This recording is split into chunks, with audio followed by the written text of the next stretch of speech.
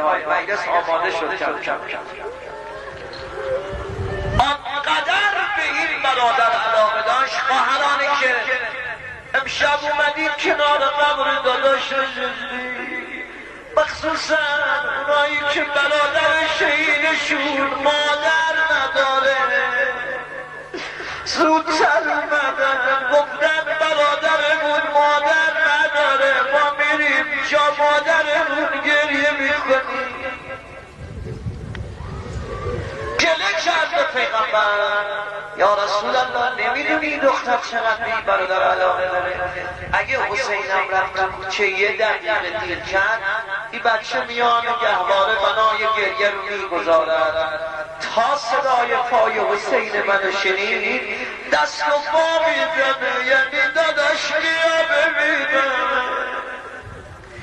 یه وقت میشه ابی عبدالله میاد کنار گهواره یه خواهر میبینم با خواهرش داره درد دل میکنه،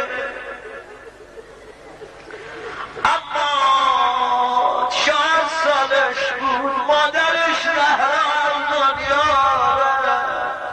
تن بودم که کنه خاطر من پشمردم پیش من در پس در مادر من آزردم، ریسمان بسته به مسجد پدرم را بردم، 4 سالم بود مادر منو سیلی زدم.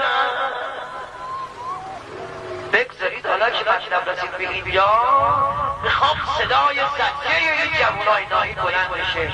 دیدید یه جایی هجوم میارن، دیدید یه جایی نزاع میشه، وقتی که در میسوخت پرسیدی کجا بودی؟